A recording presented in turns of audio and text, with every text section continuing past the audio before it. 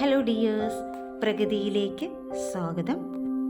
നിങ്ങളുടെ ചുറ്റുപാടും എപ്പോഴും സംഭവിക്കുന്നത് എന്താണ് എന്ന് നിങ്ങൾ വാച്ച് ചെയ്തിട്ടുണ്ടോ?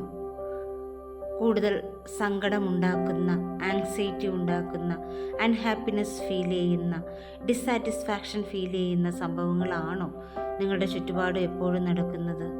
അതോ വളരെ ഹാപ്പിനെസ് ആയിട്ട് ഇരിക്കാൻ പറ്റുന്ന, വളരെ പീസ്ഫുള്ളായിട്ട് ഇരിക്കാൻ പറ്റുന്ന, ഒരുപാട് ഗ്രാറ്റിറ്റ്യൂഡ് കൊടുക്കാൻ പറ്റുന്ന, ഒരുപാട് സ്നേഹം പകർന്നു നൽകാൻ പറ്റുന്ന സന്ദർഭങ്ങളാണോ കൂടുതലായിട്ട് നിങ്ങളുടെ ചുറ്റുപാട് നടക്കുന്നത്? എപ്പോഴെങ്കിലും നിങ്ങളിത് ശ്രദ്ധിച്ചിട്ടുണ്ടോ? ഒരു സത്യം നിങ്ങൾക്കറിയോ? നമ്മൾ എപ്പോഴും സങ്കടപ്പെട്ടിരുന്നാൽ നമ്മൾ അട്രാക്റ്റ് ചെയ്യുന്നതും സങ്കടത്തിനെ മാത്രമായിരിക്കും. നമ്മൾ ആങ്സൈറ്റി ആയിട്ട് ഇരിക്കുകയാണെങ്കിൽ നമ്മൾ അട്രാക്റ്റ് ചെയ്യുന്നത് ആങ്സൈറ്റിയാണ്. അതുപോലെ നമ്മൾ അൺഹാപ്പിനെസ് ആയിട്ടിരുന്നാൽ അട്രാക്റ്റ് ചെയ്യുന്നത് അൺഹാപ്പിനെസ്സിനെയാണ്. നമ്മൾ ഡിസാറ്റിസ്ഫാക്ഷൻ ആയിട്ട് ഇരുന്ന് കഴിഞ്ഞാൽ നമ്മൾ അട്രാക്റ്റ് ചെയ്യുന്നത് ഡിസാറ്റിസ്ഫാക്ഷനെ ആയിരിക്കും.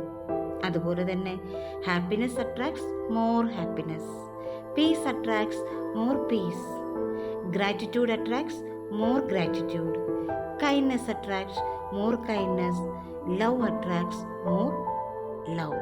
അപ്പോൾ സന്തോഷവും സമാധാനവും ശാന്തിയും ഒക്കെ നമ്മുടെ ചുറ്റുപാട് സംഭവിക്കണമെങ്കിൽ നമ്മുടെ ഉള്ളിൽ എപ്പോഴും എന്ത് നിറഞ്ഞു നിൽക്കണം?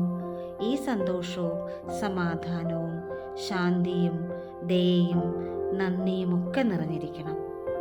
അപ്പം നമ്മളുടെ ചുറ്റുപാട്, നമ്മുടെ ബാഹ്യ സാഹചര്യങ്ങൾ മാറണമെങ്കിൽ നമ്മൾ ആദ്യം ശരിയാക്കേണ്ടത് എവിടെയാണ്? നമ്മുടെ ആന്തരിക ലോകത്തിനെ. നമ്മൾ എപ്പോഴാണോ നമ്മുടെ ആന്തരിക ലോകത്തിനെ ചേഞ്ച് ചെയ്യുന്നത്, അപ്പോൾ നമ്മുടെ ബാഹ്യ ലോകവും മാറും. നമുക്ക് നമ്മളെ ചേഞ്ച് ചെയ്യാനല്ലേ ഏറ്റവും എളുപ്പം.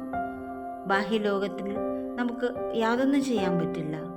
പക്ഷേ നമ്മുടെ ഉള്ളിൽ എന്ത് വേണം, എന്ത് നിറയ്ക്കണം, എങ്ങനെ ഇരിക്കണം എന്നൊക്കെ തീരുമാനിക്കാനുള്ള അവകാശം നമുക്കുണ്ട്.